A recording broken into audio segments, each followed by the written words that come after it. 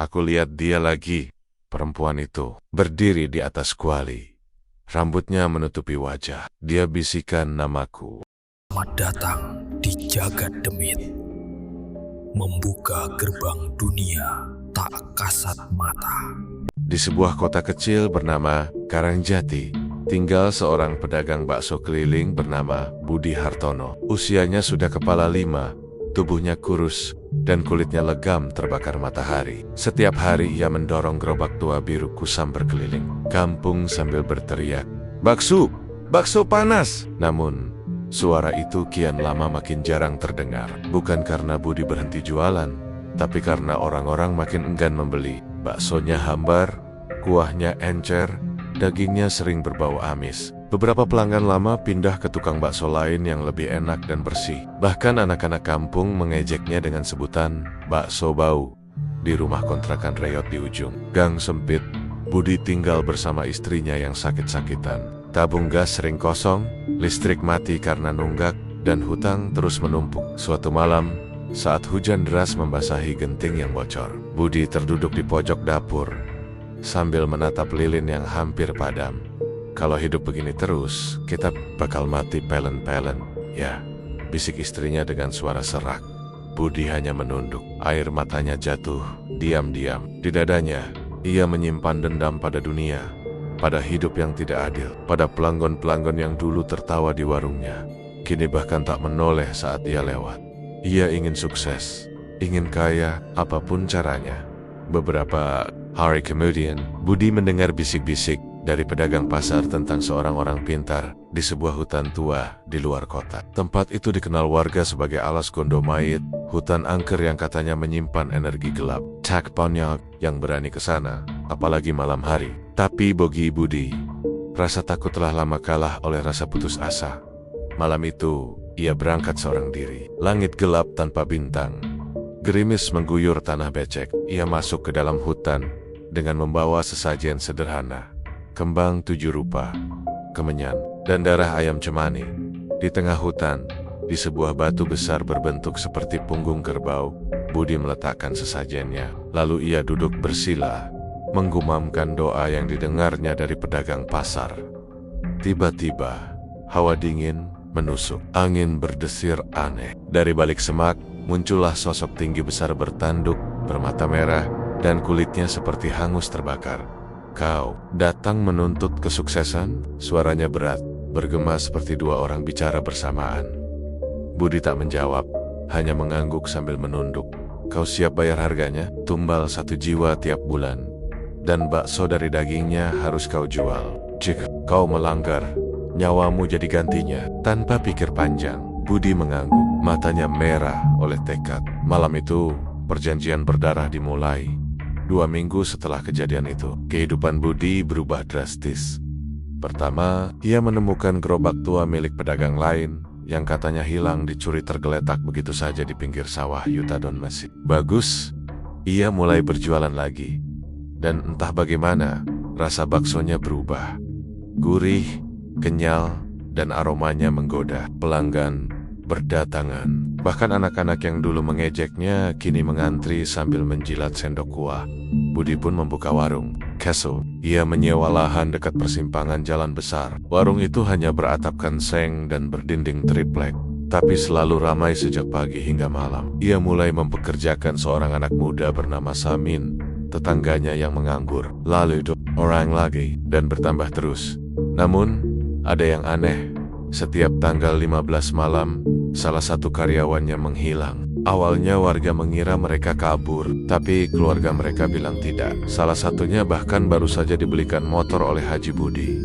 Tapi esoknya hilang tanpa jejak. Tidak ada yang bisa ditemukan, kecuali pakaian kerja berlumur darah di belakang dapur. Budi tak pernah melapor ke polisi. Ia bilang karyawannya mencuri uang dan kabur. Anehnya, warga percaya. Banyak yang tetap membeli bakso di warung itu, seolah tak terjadi apa-apa. Warungnya terus berkembang. Kini ada 2 cabang. Budi rumah mewah 2 lantai, membeli mobil, dan mengganti bajunya yang dulu dekil menjadi koko putih bersih lengkap dengan peci. Ia dipanggil Haji Budi setelah pergi ke Tanah Suci. Meski ada gosip bahwa biaya hajinya dibayarkan tunai tanpa sepeser pun diketahui asal-usulnya. Istrinya yang dulu sakit, kini tiba-tiba sembuh. Tapi ia jarang bicara, wajahnya pucat, dan matanya sering kosong menatap keluar jendela. Kadang aku dengar suara tangisan dari dapur bawah, bisiknya sekali kepada pembantu rumah tangga. Suara seperti orang minta tolong. Suatu malam, saat hujan deras kembali mengguyur Karangjati, seorang pemuda bernama Andre datang melamar sebagai karyawan baru. Ia mahasiswa cuti kuliah yang sedang butuh pekerjaan. Haji Budi menerimanya dengan senyum lebar.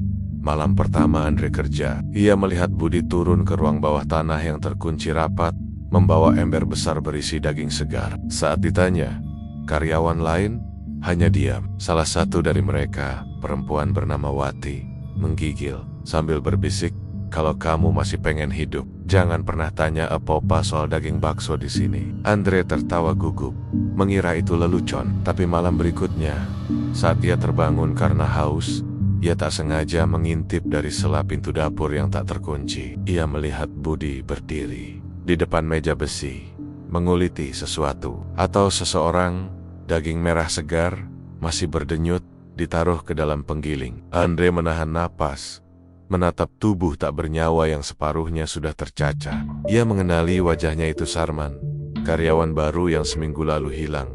Andre kabur keesokan harinya, tapi ia tak pernah sampai rumah. Ibunya melapor ke polisi, tapi tak ada hasil. Bahkan CCTV warung memperlihatkan Andre tak pernah datang. Kerja hilang begitu saja. Namun di antara pelanggan, ada yang mulai curiga. Seorang ustadz yang kebetulan makan di sana muntah setelah mencium aroma kuahnya. Ia berkata, "Ini bukan aroma daging biasa, ini daging manusia." Tapi semua hanya tertawa dan tetap makan. Karena bakso Haji Budi terlalu enak untuk ditolak, warung itu terus ramai. Setiap bulan purnama, panci besar di dapur berisi kuah merah kehitaman yang selalu habis. Dan di pojok ruang bawah tanah, berdiri patung batu menyerupai makhluk bertanduk, berlumur darah segar, tersenyum lebar. Haji Budi menatapnya setiap malam. "Sudah, aku penuhi tumbalnya," bisiknya sambil meneteskan kuah ke kaki patung. "Jangan ambil aku, belum saatnya." Dan di luar sana, seorang pelanggan baru mengunyah bakso dengan nikmat, tanpa tahu bahwa daging yang ia gigit dulunya bernama manusia. Angin dingin menyusup di sela-sela dedaunan kering ketika malam itu Budi menapaki jalan setapak menuju alas Gondomayit, hutan yang bahkan disebat-sebat penduduk setempat sebagai pintu dunia lain. Lengget mendung, bulan diselubungi awan kelabu. Langkah kakinya berat, tapi tak ada ragu. Di genggamannya, ia membawa sajen aneh, darah ayam cemani, bunga 7 rupa, dan segumpal lemak sapi basi yang ia bungkus kain mori. Menurut deses-desis di pasar, jika seseorang benar-benar ingin dibantu, maka ia harus datang ke batu ngundul sebuah. Batu besar di tengah hutan yang diakini sebagai tempat bertapa para dukun hitam. Namun hanya yang benar-benar putus asa yang bisa sampai ke sana. Yang lain tersesat, hilang, atau ditemukan hanya tinggal tulangnya.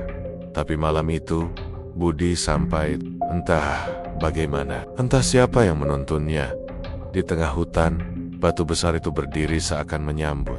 Bentuknya tak seperti batu biasa, menyerupai kepala kerbau, lengkap dengan 2 tonjolan di sisi kiri kanannya. Hawa di sekelilingnya terasa berat, seperti dada ditindih batu besar. Tapi Budi tetap melangkah maju, meletakkan sajen di atas batu, dan membakar kemenyan. "Aku ingin kaya, aku ingin warungku ramai, aku siap bayar harga apapun," teriaknya lirih namun mantap. Menggema ke dalam semak-semak gelap. Sunyi, tapi tak lama, udara bergetar, kemenyan padam sendiri, angin berdesir, dan dari balik pepohonan, muncullah sosok itu. Tubuhnya besar, seperti sapi jantan berdiri. Kulitnya kehitaman, berbau amis, dan dari wajahnya menyembul 2 tanduk bengkok seperti kambing tua. Matanya merah menyala, tapi yang paling membuat bulu kuduk Budi berdiri adalah mulut makhluk itu yang penuh gigi, seperti gerigi, gilingan daging. Manusia lapar, manusia tamak. Apa kau benar-benar siap membayar harga? Suara makhluk itu seperti dua suara bersamaan, satu berat, satu tinggi, menyakitkan telinga Budi berletat, gemetar, tapi tak mundur. Aku siap. Makhluk itu tersenyum lebar, lalu menurunkan kepalanya. Dari mulutnya mengalir lendir hitam kental. Ia menjilat darah ayam dari sesajen, lalu meludahkannya kembali ke batu. Seketika batu itu bergetar, dan tanah di bawah Budi terasa hangat. Di sela tanah yang retak, tumbuh sesuatu gumpalan daging merah yang berdenyut perlahan, seperti jantung hidup.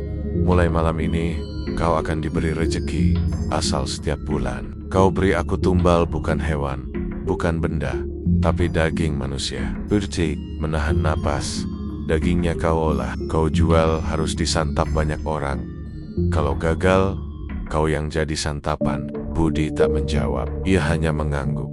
Makhluk itu mendesis, lalu berkata, pegang lidahmu dan jilat darah batu ini, tanda jadi perjanjian. Budi, dengan pikiran seperti kesurupan, menuruti. Ia menjulurkan lidah, menyentuh darah di batu. Lidahnya langsung terbakar panas, tapi ia tak menjerit, hanya memejamkan mata menahan sakit yang menjalar ke seluruh tubuhnya. Dan saat ia membuka mata, makhluk itu sudah lenyap. Hutan kembali sunyi, tapi di udara ada bau anyir yang tertinggal. Sejak malam itu, hidup Budi berubah drastis. Seminggu kemudian, tanpa tahu bagaimana, ia menemukan seonggok daging mentah di atas meja dapurnya. Daging itu merah, segar, dan berlemak sempurna. Enset, siapa yang meletakkannya? Istrinya mengira itu pemberian tetangga, tapi tidak ada yang mengaku, karena tak punya bahan lain. Budi menggiling daging itu jadi adonan bakso. Anehnya, bakso itu terasa luar biasa lezat. Gurih, kenyal, aromanya membuat orang mendadak lapar. Hari itu, dagangannya habis dalam waktu kurang dari 2 jam. Pelanggan datang dari kampung sebelah. Bahkan ada yang memesan untuk dibungkus 10 mangkuk sekaligus. Keesokan harinya, daging baru muncul lagi. Kali ini dalam jumlah lebih besar. Dan begitu terus, setiap hari. 1 minggu, 2 minggu, pelanggan makin berdatangan. Sampai suatu malam, ia melihat daging mentah itu menggeliat, seperti masih hidup. Dan di salah satu potongannya, Budi melihat Tahil di posisi yang sama seperti milik anak tetangganya yang baru saja dilaporkan hilang. Budi panik, tapi suara dalam kepalanya datar dan dingin berbisik, ingat perjanjian, nikmati keberuntunganmu, atau gantikan tumbal. Ia muntah malam itu, tapi tetap menggiling daging besok paginya. Sebulan kemudian, warungnya pindah ke tempat yang lebih besar. Ia mempekerjakan karyawan, semuanya bekerja keras. Tapi satu hal yang aneh, setiap kali ada yang terlalu dekat dengan dapur atau bertanya asal daging, mereka menghilang tanpa jejak, tanpa suara. Setelah itu, jumlah daging misterius selalu bertambah. Budi mulai paham, makhluk itu mengambil tumbal dari lingkaran terdekatnya. Dan yang lebih mengerikan lagi, setiap tanggal 15 malam, ia akan bermimpi berdiri di tengah hutan, di depan makhluk itu. Tapi Sekeron, makhluk itu duduk di atas tumpukan kepala manusia, sambil berkata, rezekimu lancar, karena tumbalmu cukup. Jangan kau berkurang, jangan kau bohong. Aku selalu menghitung. Suatu malam, Budi mencoba berhenti. Ia tak mau lagi daging tumbal. Ia ingin jualan biasa, namun keesokan harinya, warungnya kebakaran tanpa sebab. Kompor mati, listrik putus. Tapi api membara dari bawah lantai, membakar freezer, meja, dan bahkan satu karyawannya yang sedang tidur di kamar belakang. Wajah itu melepuh seperti disiram asam.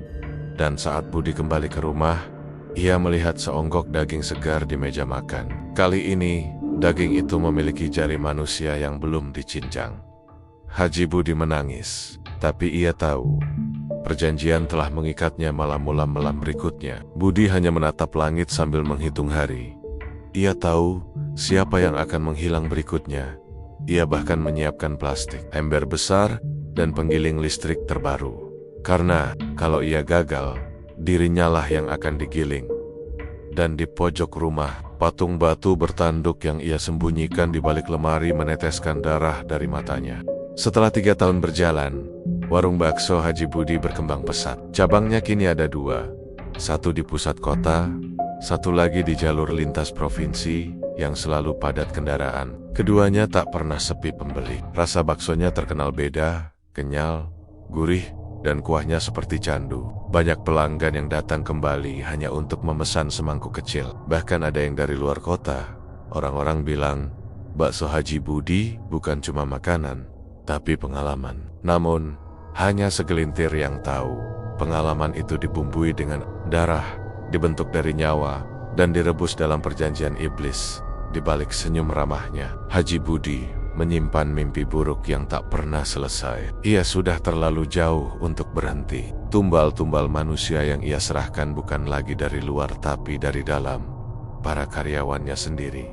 Kemunculan Roni. Karyawan baru pada awal bulan keempat tahun itu, datang seorang pemuda bernama Roni Prayoga melamar pekerjaan. Ia baru pindah dari luar kota, lulusan SMK Tata Boga, tubuhnya tegap, wajahnya bersih, dan matanya jernih, terlalu jernih untuk dunia kelam seperti ini. Budi menerima Roni dengan cepat. Ia tak pernah kekurangan karyawan, tapi untuk menjaga warung tetap berjalan dan pesugihan tetap kenyang, ia harus menjaga siklus darahnya tetap berputar. Namun, Roni bukan orang biasa. Sejak awal, ia mencurigai suasana di warung. Beberapa karyawan lama bersikap aneh. Ada yang diam 1000 bahasa. Ada yang sering melamun sambil menatap dinding, dan satu perempuan parubaya bernama Bu Mirah bahkan pernah terlihat menangis sambil mencuci baskom besar berisi daging mentah. Daging ini masih hangat, seperti baru dipotong, gumam Bu Mirah dengan tangan gemetar. Tapi begitu menyadari Roni melihat, ia buru-buru tersenyum paksa dan berkata, "Udah, kamu jangan ikut campur ya." Kecurigaan Roni bertambah pada malam Jumat pertama ia bekerja. Roni mendapat shift malam di warung cabang utama. Seharusnya ia pulang pukul 10 malam, tapi salah satu staf, Arif, tiba-tiba menghilang begitu saja. Arif ke toilet, belum balik-balik, kata karyawan lain. Tapi setelah dicek ke belakang, toilet kosong. Semua tas dan motornya masih ada. Ponselnya tertinggal. Roni panik, tapi karyawan senior bernama Jamil hanya menepuk bahunya pelan sambil berkata, "Kalau kamu mau kerja di sini lama, jangan terlalu banyak tanya." Namun malam itu, rasa penasaran Roni tak bisa ditahan. Ia menyelinap ke belakang warung dan mendapati pintu gudang setengah terbuka. Ia masuk diam-diam, lampunya mati. Tapi di dalam, samar-samar ia melihat sesuatu. Freezer besar dan di bawahnya ada noda darah segar menetes ke lantai. Di sebilannya, ember besar tertutup kain hitam. Dengan tangan gemetar, Roni membuka penutupnya. Yang ia lihat hampir membuatnya pingsan. Sepotong tangan manusia, lengkap dengan kuku, pergelangan, dan jam tangan digital yang masih menyala. Itu jam tangan yang dikenakan Arif sore tadi. Panik dan teror malam Roni segera berlari keluar. Napasnya memburu, tapi sebelum ia sampai ke pintu warung, Haji Budi sudah berdiri di ambang pintu, mengenakan sarung dan baju koko. Wajahnya setenang dan seseram malam yang tak berbintang. Sudah tahu terlalu banyak ya, Roni. Roni mencoba kabur, tapi dua pria besar yang entah dari mana muncul langsung menangkapnya. Ia berteriak minta tolong, tapi warung sudah sepi, jalanan kosong, dan hujan deras mulai turun. Keesokan paginya warung kembali buka seperti biasa. Pelanggan berdatangan, senyum pelayan ramah, tapi Roni tidak pernah terlihat lagi. Haji Budi berdiri di balik etalase sambil menggiling adonan bakso dengan senyum tipis. Di penggiling itu, serat-serat rambut halus dan sedikit warna kemerahan masih menempel di papan pengumuman karyawan. Nama Roni dihapus begitu saja. Warga mulai mencium kejanggalan di kampung sekitar warung. Orang-orang mulai membicarakan soal hilangnya para pekerja. Dalam 1 tahun, sudah lebih dari 7 karyawan hilang. Semua tanpa kabar. Polisi sudah turun tangan, tapi tak pernah menemukan jejak. Beberapa warga mulai menghindari warung itu, tapi tak banyak. Mayoritas tetap makan karena terlalu enak untuk ditinggalkan. Namun seorang pemuda bernama Bayu, sahabat Roni yang menyusul ke kota mencari keberadaan temannya, mulai menyelidiki lebih dalam. Bayu menyamar sebagai pelamar kerja dengan identitas palsu. Ia berhasil masuk jadi karyawan harian. Penemuan mengejutkan malam kedua bekerja. Bayu diam-diam memasang kamera kecil di dapur belakang. Ia menyembunyikannya di sela-sela rak bumbu dan freezer daging. Setelah shift selesai, ia pulang dengan alasan sakit. Dini hari, ia membuka rekaman. Awalnya tak terlihat apa-apa, tapi menjelang jam 3 pagi, Haji Budi muncul bersama 2 orang bertopeng hitam, membawa karung besar yang meneteskan darah. Mereka membuka karung itu, dan terlihat tubuh manusia dalam posisi membungkuk, seolah masih hidup. Bayu mengenali wajahnya. Itu adalah salah satu karyawan magang yang baru masuk 2 hari lalu. Tubuh itu diseret ke atas meja, lalu tanpa suara, digiling hidup-hidup. Bayu muntah seketika. Akhir tragis, Bayu berniat melaporkan semua ke polisi. Tapi ia tak sadar. Salah, satu kamera telah ditemukan oleh staf dapur, dan rekamannya sudah dibawa ke tangan Haji Budi. Malam itu, Bayu tak pernah sampai ke kantor polisi. Ia ditemukan tergantung di sebuah rumah kosong dengan lidah terpotong dan matanya dicungkil. Polisi menyatakan bunuh diri, tapi warga tahu Bayu terlalu waras untuk itu. Warung kedua semakin ramai ronisnya, semakin banyak yang hilang. Warung Haji Budi justru semakin ramai. Influencer kuliner, food vlogger, bahkan media nasional meliput tempat itu. Salah satu vlogger terkenal saat merekam mukbang, tiba-tiba terdiam setelah menggigit bakso. Wajahnya pucat. Ia bergumam, "Baksonya seperti sedang memandangi aku balik." Video itu dihapus dari kanalnya 2 jam kemudian. Vlogger itu ditemukan seminggu kemudian, terbungkus plastik di sungai, tanpa bola mata. Akhir bagian kini, warung bakso Haji Budi sudah punya 3 cabang. Tiap warung punya freezer besar, ruang bawah tanah yang terkunci, dan catatan tumbal yang tak pernah tertinggal. Dan setiap karyawan baru disambut dengan senyum Haji Budi dan pertanyaan yang sama. "Kamu siap kerja keras ya? Di sini semua orang dicincang hidap-hidap. Maksud saya kerja dari hati." Senyum itu tak pernah hilang, karena di baliknya ada makhluk bertanduk yang terus menagih darah. Sejak peristiwa hilangnya Bayu dan Roni, suasana di warung bakso Haji Budi perlahan berubah. Bukan hanya soal pembeli yang makin ramai, tapi juga suasana dingin yang aneh di bagian dapur. Seolah-olah udara di sana tidak berasal dari dunia ini. Karyawan baru datang silih berganti, namun tak banyak yang bertahan lebih dari sebulan. Entah mereka mengundurkan diri, dipindahkan ke cabang lain yang tak pernah jelas keberadaannya, atau menghilang begitu saja. Haji Budi tetap tersenyum, melayani pelanggan dengan ramah, seakan tak terjadi apa-apa. Tapi di balik senyum itu, ia menyembunyikan sesuatu. Di bagian terdalam warungnya, sebuah ruang kecil di belakang dapur, tersembunyi. Di balik rak bumbu dan freezer ada sebuah pintu besi yang selalu terkunci. Tidak ada karyawan yang berani bertanya apa isi ruangan itu, karena mereka tahu yang bertanya akan hilang selamanya. Suatu malam, karyawan lama bernama Bu Mirah jatuh sakit. Ia seorang janda berusia 50-an, sudah bekerja sejak warung pertama kali buka. Ia dikenal pendiam, tak banyak bicara, dan sangat rajin. Tapi malam itu, ia gemetaran di pojok dapur, menggenggam tasbih sambil bergumam pelan. "Aku lihat dia lagi." Perempuan itu berdiri di atas kuali, rambutnya menutupi wajah. Dia bisikan namaku. Rekan-rekannya mengira Bu Mirah kerasukan. Mereka mencoba memanggil Ustadz, tapi sebelum Ustadz datang, Bu Mirah sudah hilang. Hilang secara harfiah, tidak kabur, tidak pergi, tapi lenyap. Ponselnya masih ada di laci. Sandal jepitnya masih tertata rapi di depan pintu dapur, dan di dekat kuali kuah bakso tertinggal tasbih putus bersimbah darah. Sejak malam itu, karyawan-karyawan mulai bercerita. Suara-suara aneh dari dalam panci, tangisan lirih dari mesin penggiling, bau amis tak wajar dari dalam freezer yang konon tak pernah benar-benar kosong. Seorang staf yang sedang membersihkan dapur sendirian bahkan sempat melihat bayangan perempuan berambut panjang melintas cepat di cermin wastafel. Namun, cerita paling menyeramkan datang dari seorang karyawan muda bernama Vina.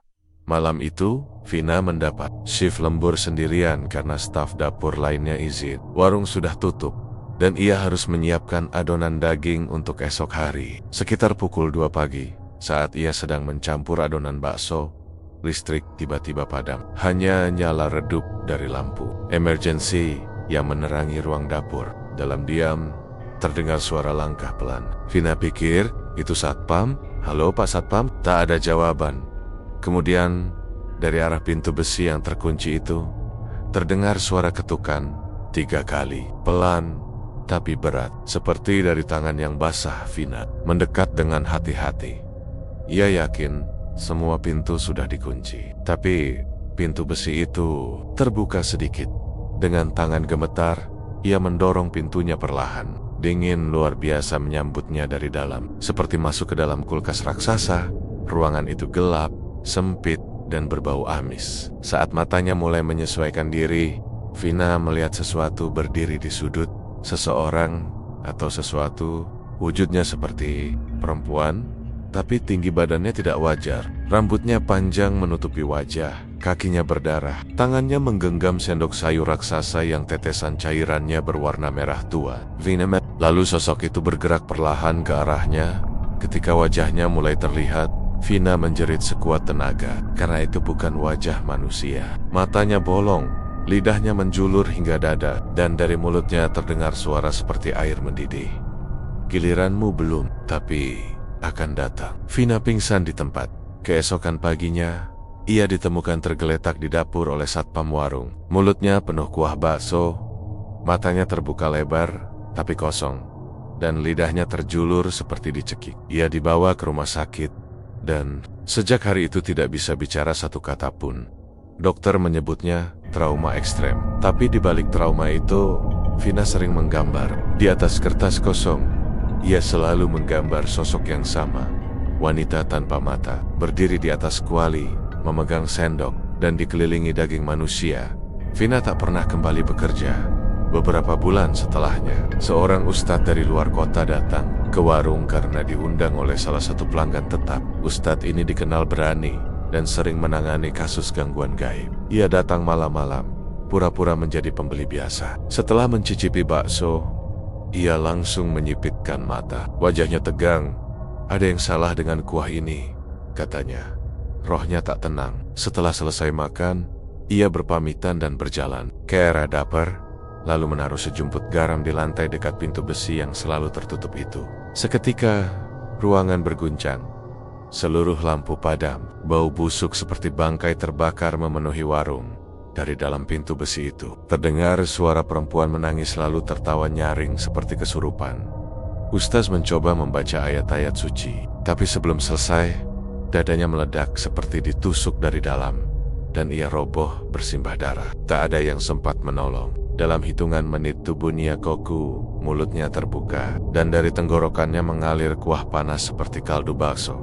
Kejadian itu disembunyikan. Polisi dikabari bahwa ustadz itu terkena serangan jantung. CCTV warung tiba-tiba rusak malam itu. Tidak ada bukti, tidak ada saksi. Namun semenjak malam kematian ustadz itu, sosok perempuan di dapur mulai menampakkan diri lebih sering. Tak hanya kepada karyawan, tapi juga kepada pelanggan. Seorang pembeli yang datang larut malam mengaku melihat sosok perempuan berdiri di belakang etalase kaca, menatapnya dengan mata hitam kosong. Seorang ibu-ibu pingsan saat membuka pintu toilet dan melihat sosok itu. Duduk di pojokan, sambil mengaduk kuah dari ember plastik. Bahkan anak kecil pernah berkata pada ibunya, "Bu, tadi mbak yang gak punya mata minta aku jangan makan baksonya. Katanya, itu daging omong." Setelah kejadian itu, warung sempat ditutup 3 hari. Tapi Haji Budi tak pernah berhenti. Ia mengadakan ritual khusus di ruang rahasia di balik dapur. Ia mengoleskan darah ayam ke tembok, membaca mantra dari kitab kuno bersampul kulit, dan memohon agar penunggu dapur itu tidak mengganggu pelanggan. Tapi ia tahu, permohonannya sia-sia, karena makhluk itu bukan sekadar penunggu. Ia adalah bagian dari pesugihan. Ia adalah roh dari tumbal pertama. Seorang perempuan muda bernama Tumini, karyawan pertama yang dikorbankan bertahun lalu. Roh Tumini tidak pernah tenang. Ia mengendap di balik panci, menyelinap di dalam mesin penggiling, dan menampakkan diri hanya kepada mereka yang hampir waktunya. Kadang ia memperingatkan, kadang ia membunuh. Tapi satu hal pasti, ia tidak pernah pergi. Dan di warung bakso Haji Budi, setiap sendok kuah bukan hanya mengandung rasa, tapi juga jeritan mereka yang digiling hidup. Semakin hari, warung bakso Haji Budi tidak hanya ramai secara lokal, tapi juga mulai dikenal di media sosial. Sebuah video pendek dari pengunjung anonim yang mengabadikan momen ketika baksonya tampak berasap saat disiram kuah panas menjadi viral di TikTok. Video itu hanya berdurasi 14 detik, tapi sudah cukup untuk menarik ribuan komentar dan jutaan penonton. Mistis banget baksonya, kata seseorang. Auto lapar walau malam-malam. Tulis yang lain. Dari sanalah segalanya berubah. Warung yang dulunya hanya dikenal di Karangjati, kini mulai ramai oleh pengunjung luar kota. Influencer kuliner datang silih berganti. Beberapa bahkan membuat konten uji kelezatan yang membuat bakso Haji Budi makin laris. Setiap harinya, antrean mengular sampai ke jalan raya. Tak jarang pelanggan harus menunggu hingga 2 jam untuk bisa duduk dan makan. Haji Budi menyambut semuanya dengan senyum hangat, melayani dengan cekatan, seolah tak menyimpan dosa yang terus menggunung. Tapi di balik itu, ada kekhawatiran yang mulai mengusik batinnya. Makin banyak yang tahu, makin besar kemungkinan rahasianya terbongkar. Dan yang paling ia takutkan adalah makhluk itu tidak suka diperhatikan. Semuanya bermula dari seorang influencer bernama Kevin Santosa, atau lebih dikenal dengan akun YouTube-nya Santosa Santuy. Kevin terkenal sebagai reviewer kuliner ekstrim, dan ia menyebut warung Haji Budi sebagai bakso paling misterius di Indonesia. Ia datang dengan 2 kameramen dan langsung disambut seperti tamu kehormatan. Ia duduk di meja paling depan, langsung mengarahkan kamera ke semangkuk bakso urat ukuran jumbo, lalu menyendok kuahnya perlahan. Baunya kuat banget, ada aroma bawang, lada, tapi juga seperti daging asap, katanya di depan kamera. Ia mencicipi 1 butir bakso, lalu langsung terdiam. Awalnya hanya 5 detik, tapi heningnya terasa ganjil. Matanya melirik ke samping. Tangan yang memegang sendok mulai gemetar. Salah satu kameramennya bertanya, "Kenapa, Vin?" Kevin tidak menjawab. Ia hanya menunduk, lalu tersenyum kecil. "Baksonya enak banget rasanya, seperti seseorang sedang bicara langsung ke lidahku." Setelah itu, ia melanjutkan makan seperti biasa, tapi ekspresinya berubah. Senyumnya bukan senyum bahagia, melainkan senyum kosong. Matanya sayu, gerakannya lambat seperti boneka kayu. Video itu diunggah ke kanal YouTube Naya malam itu juga, dengan judul "Rasa bakso ini bikin aku diam 10 detik makan bakso Haji Budi." Namun anehnya, setelah 1 jam tayang, video itu hilang begitu saja. Bukan dihapus, tapi benar-benar tidak ada di arsip.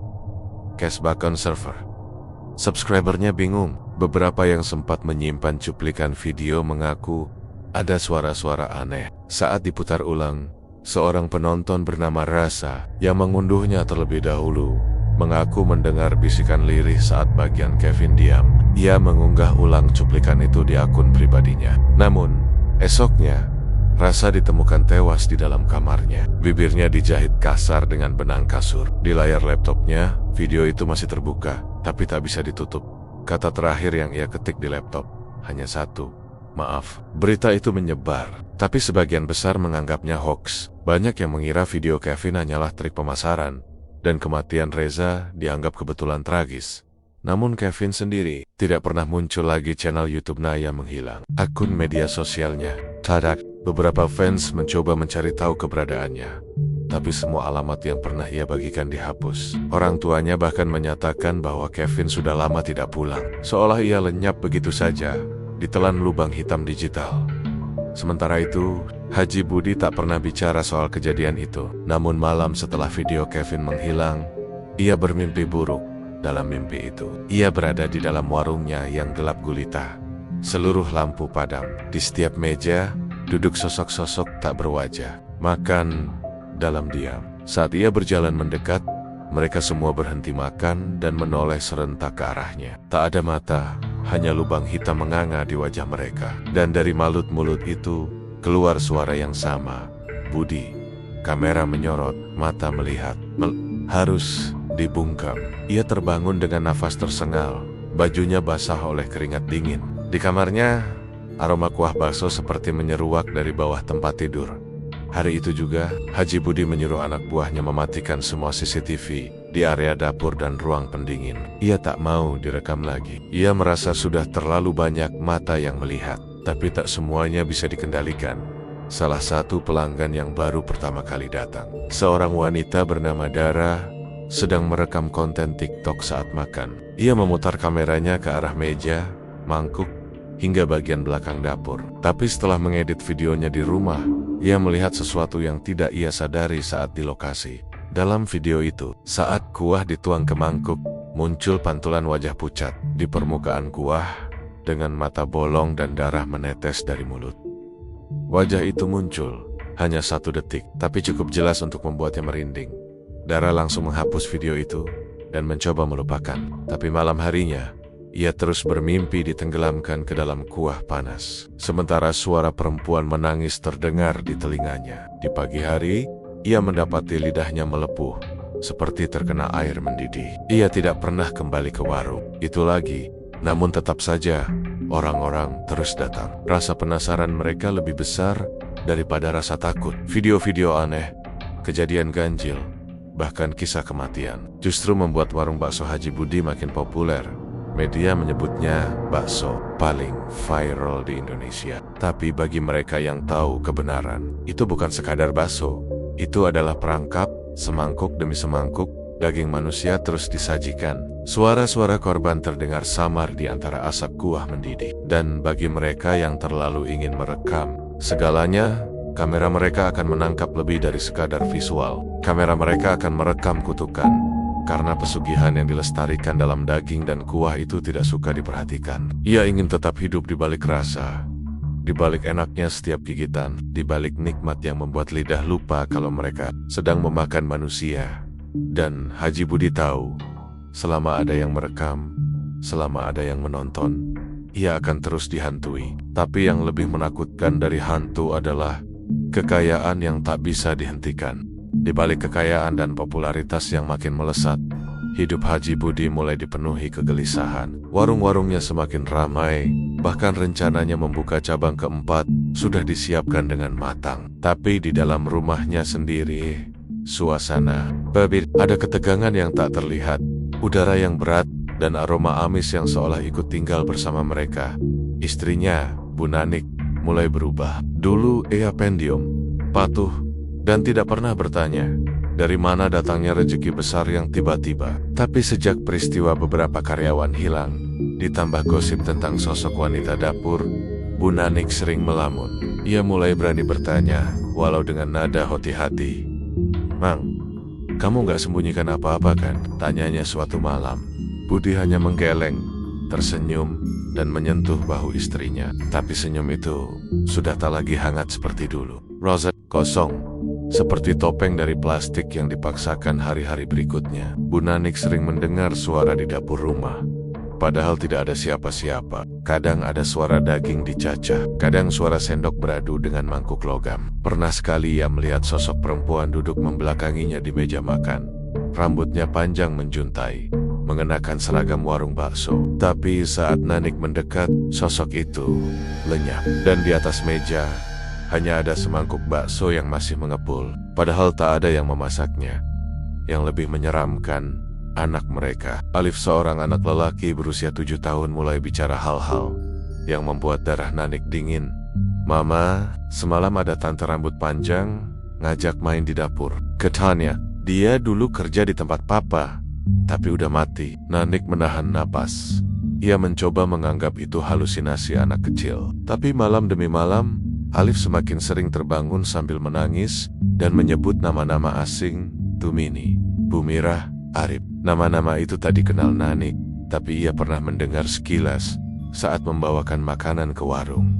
Ia mulai takut, bukan hanya pada rumah mereka yang sepi tapi berisik, bukan hanya pada dapur yang selalu bau anyir setiap pukul 3 pagi, tapi juga pada suaminya sendiri yang kini lebih banyak diam dan setiap malam mengurung diri di ruang bawah tanah, tempat ia menyimpan buku-buku tua, dupa, dan kendi berisi cairan yang tak pernah dijelaskan isinya.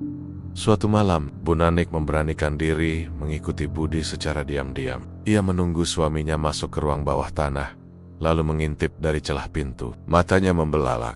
Di dalam, Budi sedang berdiri di depan altar batu, membacakan mantra dari kitab kuno. Di hadapannya ada 3 potongan daging manusia yang masih berdarah, masing-masing ditaruh di atas piring putih. Di sekelilingnya, lilin menyala berwarna hitam, dan di sudut ruangan tergantung kepala kambing yang menghitam seperti hangus terbakar. Tapi yang paling membuat tubuh Nanik membeku adalah suara. Suara yang terdengar dari dalam dinding, seperti tangisan, tapi bukan manusia.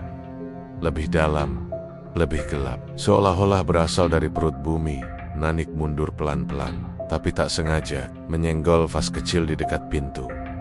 Suaranya cukup keras. Budi menoleh cepat, tapi yang ia lihat hanya pintu yang tertutup rapat. Tak ada yang tahu malam itu istrinya mengintipnya berdoa kepada setan.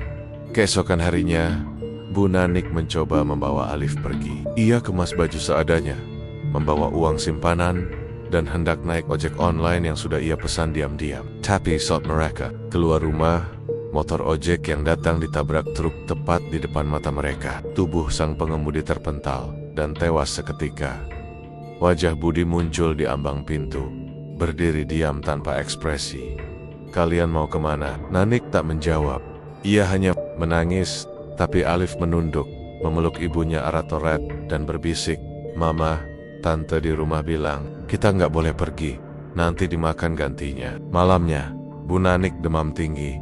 Tubuhnya panas, tapi kulitnya membiru. Mulutnya bergetar tanpa suara, seperti mencoba bicara, tapi tak ada yang keluar. Dokter yang datang bilang itu infeksi saraf, tapi Olive tahu itu bukan penyakit biasa. Ia melihat ibunya bermimpi buruk, menjerit dalam tidur, menyebut nama Tumini berkali-kali. 3 hari kemudian, Bu Nanik tidak bangun lagi. Jantungnya berhenti saat dini hari, dan wajahnya tersenyum. Tapi bukan senyum damai. Senyum itu seperti dipaksakan. Seperti senyum boneka rusak yang dipajang terlalu lama di bawah matahari. Pemakaman dilakukan cepat, tapi hanya tetangga dekat yang hadir. Tak ada yang berani datang, karena gosip tentang warung bakso setan itu sudah menyebar pelan-pelan. Seperti racun yang merembes dari celah tembok. Setelah kepergian istrinya, Haji Budi semakin tenggelam dalam rutinitas dan kesunyian. Ia makin sering melakukan ritual, makin banyak tumbal diambil. Tapi yang ia lupakan, makhluk pesugihan tidak pernah puas. Ia tidak hanya menagih daging, tapi juga jiwa yang paling berarti. Beberapa minggu kemudian, Alif mulai sakit. Bukan sakit biasa, tubuhnya membusuk dari dalam. Kulitnya memucat, matanya cekung, dan ia sering muntah cairan hitam yang berbau seperti darah basi. Dokter angkat tangan. Tak ada hasil dari semua tes. Seakan tubuh Alif perlahan dikoyak oleh sesuatu yang tidak bisa dilihat. Malam terakhir, Alif bangun dari tidurnya, berjalan pelan ke ruang bawah tanah, dan berdiri diam di depan altar. Budi yang sedang menyalakan lilin hitam kaget melihatnya. "Alif, kamu ngapain di sini?" Alif menatap ayahnya. Wajahnya pucat, matanya kosong, dan dari mulutnya mengalir darah papa. Tante Tumini bilang, "Aku udah cukup gede buat dijadikan gilingan." Budi tertegang, tubuhnya gemetar. Ia mendekat dan memeluk anaknya Ratarat, mencoba menyangkal semuanya. Tapi seketika, seluruh lilin padam. Angin dingin menyapu ruangan, dan dari tembok batu, muncul bayangan wanita dengan rambut menutupi wajah. Berjalan perlahan ke arah mereka, sambil menyeret pisau daging besar. Malam itu, seluruh rumah Haji Budi diterjang badai gaib. Jeritan terdengar dari dalam ruang bawah tanah, tapi tak ada yang berani mendekat. Pagi harinya, pintu rumah terkunci rapat dari dalam. Tak ada suara, tak ada gerakan. Tetangga mencoba memanggil. Tidak dijawab, akhirnya polisi dipanggil. Saat pintu didobrak, mereka hanya menemukan satu hal. Dapur yang berceceran darah, altar rusak, dan di tengah ruangan, gilingan bakso yang masih hangat, dengan potongan kain piyama anak-anak tersangkut di dalamnya. Haji Budi menghilang. Alif pun lenyap. Tak ada jasad, tak ada jejak. Dan sejak malam itu, warung bakso miliknya tetap buka. Entah siapa yang mengelola, tapi pelanggan tetap datang. Bahkan lebih banyak dari sebelumnya, karena rasa baksonya semakin enak.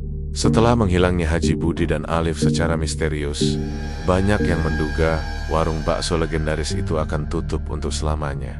Tapi nyatanya tidak. Seminggu setelah kejadian itu, warung utama di Karangjati kembali buka seperti biasa. Tidak ada pengumuman, tidak ada berita. Tiba-tiba saja paji-paji buta, gerbang rolling door-nya sudah terbuka, kursi-kursi tertata rapi. Kuah mengepul dari kuali, dan aroma kaldu yang kuat kembali menguar ke jalanan. Yang aneh, tidak ada satu pun yang tahu siapa yang membuka warung itu. Para tetangga bersaksi bahwa malam sebelumnya, tempat itu gelap dan kosong. Namun keesokan paginya, dapur telah menyala, dan seorang pelayan berseragam merah tua berdiri di balik meja kasir. Wajahnya asing, kaku, senyumnya tidak wajar. Pelayan itu memperkenalkan diri sebagai Raka, tapi ia tidak banyak bicara. Jawabannya selalu singkat, matanya jarang menatap langsung, dan setiap ditanya soal keberadaan Haji Budi, ia hanya berkata, beliau sedang keluar kota, tapi warung tetap harus buka. Dan entah bagaimana, pelanggan-pelanggan setia tetap datang, bahkan lebih ramai dari sebelumnya. Mereka seakan-akan melupakan seluruh tragedi yang pernah terjadi. Hilangnya karyawan, kematian mendadak, kabar pesugihan, semua terkubur di balik kenikmatan bakso.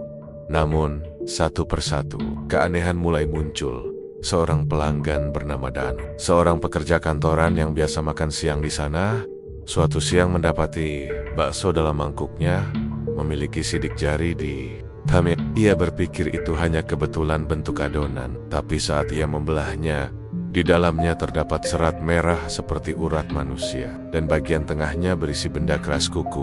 Ia berdiri, muntah di lantai, lalu kabur tanpa membayar. Besoknya, Danu ditemukan tewas di rumahnya. Tubuhnya tergantung di langit-langit, dan di bawahnya ada mangkuk bakso kosong dengan catatan kertas bertuliskan, "Sudah tahu terlalu banyak ya." Sejak hari itu, pelanggan mulai memilih diam.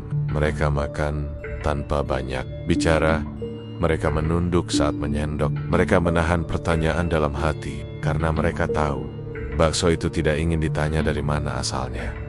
Warung cabang kedua dan ketiga juga kembali beroperasi. Masing-masing dikelola oleh orang-orang yang wajahnya tidak dikenal warga sekitar. Senyumnya sama, matanya kosong, sialalula. Mereka semua berasal dari tempat yang sama, tempat yang tidak memiliki cahaya matahari.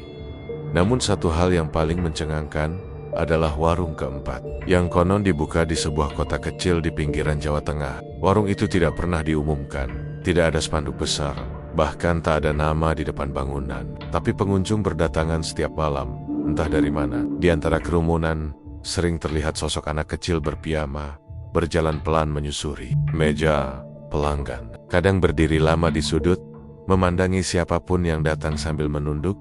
Ada seorang sopir truk, Pak Giman, yang datang ke warung keempat itu karena penasaran. Ia memesan semangkuk bakso urat, duduk di pojokan dekat jendela. Saat menyendok kuahnya, ia merasa seseorang memperhatikannya. Ketika menoleh, ia melihat seorang anak laki-laki berdiri tak jauh. Wajahnya pucat dan matanya seperti menghitam. Kamu siapa? Anak siapa?" tanya Pak Giman. Tapi anak itu tidak menjawab. Ia hanya menunjuk ke mangkuknya dan berbisik, "Itu, Papa." Pak Giman tidak pernah makan bakso itu. Ia lari ketakutan dan tidak pernah kembali.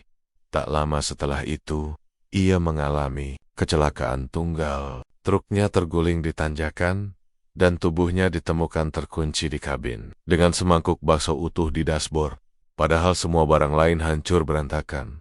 Cerita-cerita semacam ini semakin sering terdengar. Namun seperti sebelumnya, tak pernah masuk ke berita utama. Seakan-akan ada kekuatan yang meredam semuanya. Orang-orang yang mencoba menyelidiki lebih dalam selalu berakhir dengan kata-kata terakhir yang mirip, "Rasanya enak banget." Tapi entah kenapa, aku selalu kepikiran mukanya. Muka siapa? Tidak ada yang tahu pasti. Tapi bagi yang pernah masuk ke dapur warung, mereka tahu betul wajah siapa yang menghantui kuah itu. Tumini, perempuan pertama yang dikorbankan. Sosoknya kini bukan hanya bergentayangan di dapur. Ia adalah bagian dari setiap warung. Ia menjadi pengawas diam dari balik uap kuah dan gilingan daging. Ia memelototi setiap tangan yang menambahkan bumbu, setiap sendok yang menyendok bola daging manusia, setiap gigi yang mengunyah potongan bekas nyawa, dan yang paling mengerikan, kabarnya kini Haji Budi sendiri sudah bukan manusia lagi. Beberapa orang bersumpah melihatnya duduk di warung pada malam-malam tertentu, di meja paling pojok, mengenakan sarung putih dan peci lusuh. Ia tidak bicara, tidak makan, hanya duduk dan tersenyum. Tetapi senyum itu bukan milik manusia. Wajahnya kini seperti daging matanya berair hitam. Dan bila ada yang cukup bodoh untuk menatapnya terlalu lama, mereka akan mendengar suara lirih di telinga. Tukang bakso selalu siap melayani. Setelah itu, penglihatan mereka tak pernah normal lagi. Mereka akan melihat daging berdetak di setiap mangkuk, darah menetes dari lemari es, dan setiap kuah yang mendidih seperti mendidihkan Roro yang menjerit. Kini, orang-orang percaya bahwa warung bakso Haji Budi tidak dikelola manusia, tapi tetap buka selalu, setiap hari. Bahkan saat banjir, saat mati lampu, saat bencana alam, warung itu tetap hidup. Karena ia bukan lagi tempat makan, ia adalah perut iblis. Tempat para tamu datang bukan untuk mengisi perut, tapi untuk memberi makan sesuatu yang lebih lapar dari manusia. Warung itu tak bisa tutup, karena pesugihan tak pernah selesai. Tumbal masih dibutuhkan, rasa masih harus dijaga, daging harus tetap segar, dan kuah harus terus mendidih. Dan satu-satunya cara agar semua tetap berjalan adalah membiarkan warung itu tetap buka, membiarkan pelanggan terus datang, membiarkan karyawan baru bergilir menjadi isian bakso, membiarkan video-video viral melambungkan nama yang mestinya sudah mati. Karena sekarang bukan hanya Haji Budi yang bertanggung jawab, tapi semua yang pernah makan di sana, termasuk kamu. Cabang kelima warung bakso Haji Budi berdiri di sebuah kota kecil yang sunyi, di pinggiran wilayah pegunungan. Tidak ada grand opening, tidak ada iklan di media sosial, bahkan pelang nama pun tak terlihat dari jalan. Yang ada hanya sebuah bangunan sederhana berwarna hijau tua. Catnya mulai mengelupas, berdiri di antara rama-rama tua yang nyaris tak berpenghuni. Tapi entah mengapa, begitu malam tiba, warung itu ramai. Bukan ramai biasa. Mobil-mobil berjejer, motor-motor parkir hingga ke gang sempit. Pelanggan datang dalam diam, seolah mereka semua tahu persis kemana harus pergi dan apa yang sedang mereka cari. Tidak ada musik, tidak ada tawa, hanya suara sendok, mangkuk, dan dengusan puas setelah kuah hangat itu meluncur ke tenggorokan. Warung itu dijalankan oleh 4 orang. 2 pria tua berambut putih, 1 perempuan muda yang jarang bicara, dan 1 anak laki-laki bisu yang selalu berdiri di dekat dapur, memandangi kompor dengan mata kosong. Tak ada yang tahu nama mereka, tapi semua menyebut tempat itu dengan satu nama yang berbisik di antara pembeli kabang kelima, yang dagingnya paling segar. Sore itu, seorang jurnalis muda bernama Bagas datang dari Jakarta, menyamar sebagai food blogger. Ia mendengar deses-deses tentang warung ini dari forum-forum gelap internet, tempat orang-orang membagikan pengalaman menyeramkan setelah makan bakso Haji Budi. Beberapa menyebutkan soal daging yang bergerak sendiri di mulut. Yang lain mengaku melihat bayangan wanita duduk di mangkuk. Bagas ingin mengungkap semua itu. Ia sudah membawa kamera kecil tersembunyi, menyimpan alat perekam suara di saku jaketnya, dan menyiapkan skenario jika ia harus kabur. Ia tak pernah percaya hantu, tapi malam itu semuanya berubah. Begitu ia duduk di kursi dekat tembok, pelayan datang tanpa diminta dan langsung menyodorkan 1 mangkuk bakso spesial. Ia belum sempat membuka mulut, tapi baksonya sudah ada. Tidak ada daftar menu, tidak ada harga. Ketika ia mencicipi kuahnya, rasanya seperti kuah biasa. Namun ada sesuatu yang tidak ia mengerti. Setiap sendok yang ia hirup membuat tubuhnya semakin lemas, bukan karena racun, tapi seolah tubuhnya dikuras. Jiwanya diperas pelen-pelen, seperti air dari spons. Ia berhenti makan, mencoba berdiri, tapi lututnya goyah. Ia melihat sekeliling, pelanggan-pelanggan lain semua menunduk, makan dalam diam, tak satu pun mengangkat wajah. Di dinding belakang, tergantung bingkai foto Haji Budi. Wajahnya pucat, membusuk, tapi tetap tersenyum, dan matanya seolah mengikuti siapapun yang memandangnya. Saat Bagas mencoba berjalan ke toilet, ia salah belok dan malah memasuki sebuah lorong sempit. Lampunya redup, uap panas memenuhi udara, dan dari kejauhan terdengar suara dentuman seperti pisau menghantam tulang. Ia menyelinap lebih dalam. Lorong itu berakhir di sebuah pintu besi. Dari balik celah ia bisa melihat dapur belakang, tapi bukan dapur biasa. Di sana 2 pria tua tadi sedang berdiri di depan meja operasi logam. Di atasnya tergeletak tubuh manusia yang belum sepenuhnya mati. Bagian dadanya terbuka, jantungnya masih berdetak, dan satu persatu, bagian tubuh itu dipotong dan dimasukkan ke dalam ember daging. Perempuan muda di sana terlihat sedang menggiling daging dengan alat besar. Darah muncrat ke apronnya. Anak laki-laki bisu duduk di pojokan, memakan potongan tulang, seperti biskuit. Bagas ingin menjerit, tapi suara tercekat di tenggorokannya. Ia mundur pelan-pelan, tapi lantai licin oleh darah membuatnya tergelincir, dan tubuhnya menghantam dinding. Pintu besi berderet. Semua kepala di dalam ruangan menoleh ke arah suara itu. Ada yang mengintip, kata salah satu pria tua. Bagas bangkit dan berlari sekuat tenaga keluar lorong. Ia menerobos dapur depan, menjatuhkan mangkuk, dan berlari keluar warung ke jalanan. Tapi tak ada satupun pelanggan yang bereaksi. Mereka tetap makan dalam diam, seakan semua sudah tahu, dan mereka hanya berpura-pura tidak melihat. Ia terus berlari hingga ke penginapan, napas tersengal, tubuhnya gemetar. Ia langsung menyalakan laptop dan mulai menuliskan laporan investigasi. Tapi saat hendak mengunggah videonya, file itu kosong. Tidak ada gambar, tidak ada suara, hanya layar hitam dengan satu kalimat muncul di tengahnya. Mereka yang melihat. Harus jadi bahan. Ketika ia mencoba mematikan laptop, layar itu tetap menyala. Bahkan saat dicabut kabelnya. Saat baterai habis pun, layar tetap menyala. Di kejauhan, terdengar suara langkah kaki dari luar kamarnya. Ia mengintip dari lubang pintu. Di ujung lorong hotel, berdiri sosok anak kecil berpiyama, menggenggam mangkuk bakso, tersenyum ke arahnya. Keesokan harinya, kamar Bagas kosong.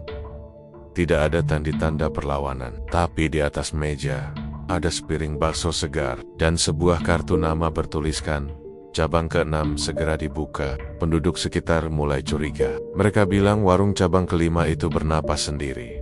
Lampu menyala tanpa listrik. Asap dari dapur tetap mengepul, bahkan saat tidak ada orang memasak. Dan suara mesin penggiling berdengung setiap malam, walau pintu terkunci dan semua lampu dimatikan.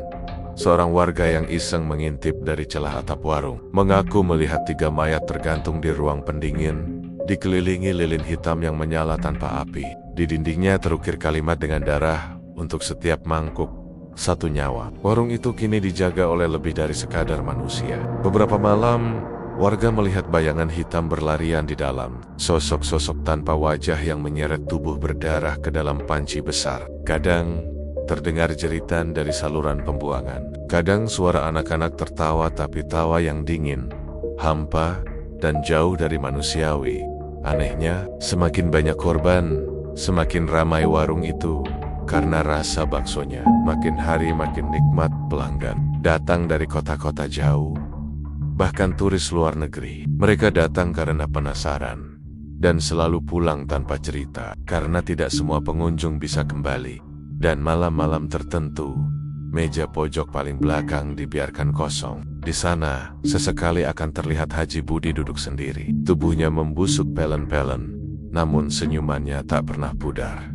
Ia menatap ke arah dapur, dan dari balik asap, Tumini berdiri, menggenggam pisau, menunggu giliran berikutnya Wareng Kabang. Kelima bukan sekadar tempat makan, itu adalah tempat penyembelihan. Bukan hanya daging, tapi kemanusiaan. Dan selama masih ada yang mengidamkan rasa di atas moral, warung itu akan terus hidup dan terus membuka cabang. Hujan turun lebat malam itu. Jalanan Karangjati basah dan berkilau di bawah sorotan lampu jalan. Angin membawa bau yang khas kaldu, cengkeh, dan sesuatu yang lebih dalam. Amis, seperti darah tua. Warung bakso yang pernah menjadi kebanggaan kota itu masih berdiri. Sudah belasan tahun sejak Haji Budi pertama kali membuka warung pertamanya. Dan selama itu pula, tak satu pun dari apa yang terjadi di balik dapur banner-banner berhenti. Tapi malam itu berbeda. Malam itu adalah malam terakhir. Tak ada yang tahu siapa perempuan tua yang datang dengan payung lusuh dan wajah penuh kerutan. Bajunya kebasahan, matanya keruh, tapi sorotnya tajam. Ia masuk ke warung dengan langkah mantap, seperti tahu betul kemana harus duduk. Ia memilih meja pojok yang dulunya biasa diduduki Haji Budi. Di sekelilingnya, warung tampak seperti biasa. Pelanggan makan dalam diam, Pelayan tersenyum datar. Aroma kuah mendidih menguar dari dapur yang tak pernah terlihat langsung oleh siapapun. Tapi sesungguhnya, warung itu sedang menahan napas.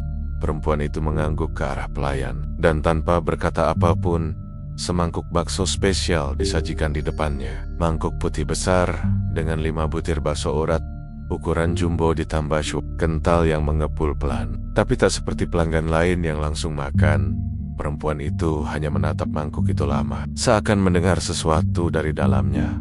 Sudah cukup, bisiknya lirih. Sudah terlalu lama. Pelayan yang berdiri tak jauh mengerutkan dahi. Tapi sebelum ia bisa bertanya, perempuan tua itu memasukkan tangan ke dalam tasnya dan mengeluarkan sebuah benda sepotong tulang kecil, menghitam, dengan huruf kuno terukir. Di sisi-sisinya, tiba-tiba lampu warung padam seketika. Pelanggan-pelanggan mulai panik, bangkit dari kursi. Tapi pintu warung terkunci dengan sendirinya. Jendela menghitam, lilin-lilin merah menyala di setiap sudut ruangan.